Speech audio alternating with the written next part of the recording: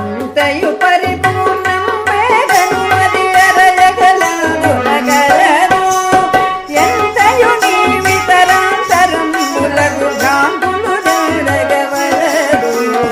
అది ఇది చూచుట అంతయు భ్రమయే, అది ఇది ఏదియు కాదు.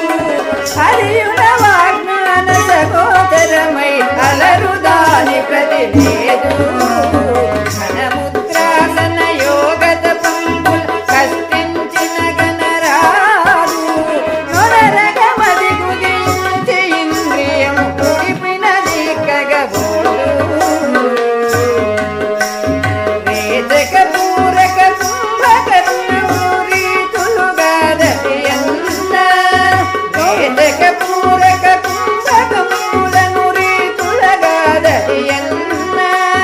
తోటలు తోచిన యోచనలన్నీయు పూచినదంతయు సున్నా. పరశేషాచల గురు కటాక్షమే పరమ పదంబముగా. మరి ఒకడున్నది నరసింహాగ్ని మాట గ్రహింపగలేక, మాట గ్రహింపగలేక, మాట గ్రహింపగలేక.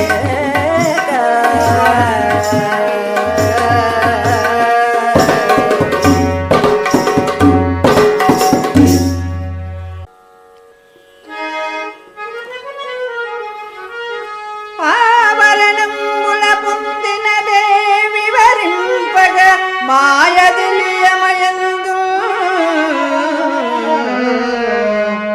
ఆవరణము మితిగలది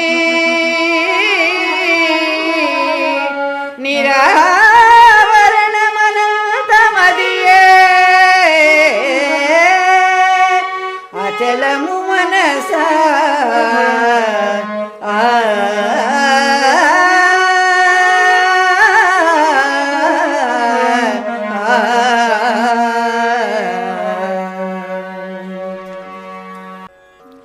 ఓ మనస నిక్కమరయక తక్కు భ్రమలం చిక్కుట గుడ్డివారు హస్తింగన్న విధంబగు. ఎట్లనినా కాశ్మీర దేశంబున మిథిలయనునొక పట్టణంబు గలదు. మరి అందు పుట్టందురు నలుగురుండిరి.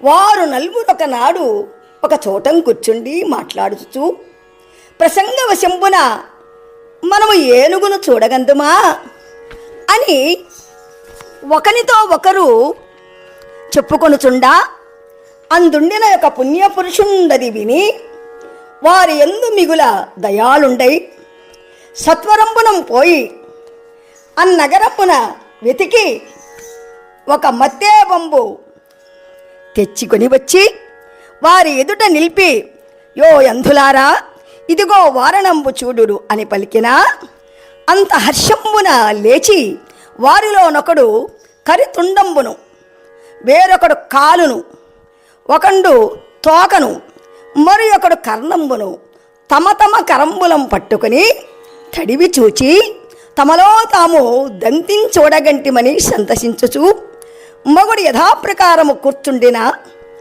అంధులము చూచి తొలుత విరదంబు తెచ్చి చూపిన పురుషుడు హస్తి ఎట్లున్నదని అడిగిన మొదటివాడు గజము రోకలివలేనున్నదనియు, రెండవ వాడు రోటివలేనున్నదనియు, మూడవ వాడు చీపురు కట్టవలేనున్నదనియు, నాలుగవ వాడు చేటవలేనున్నదనియు చెప్పిన అతడు మీరు నల్వురును నిజమెరింగిన వారే అని పరిహసించుచూ పోయి అంత వారిలో వారు నిజముగన్నటుల నొకరినొకరితో ఆక్షేపించుకొనుచు కలహంబు మెండై అందుండక క్రోధంబులు పెనగున తమ తమ నిలయంబునకు చెనిరి.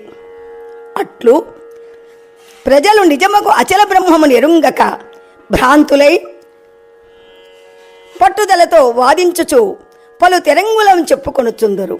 అట్టి భ్రమలం చెందక యథార్థం వెరుంగవలయు వినము.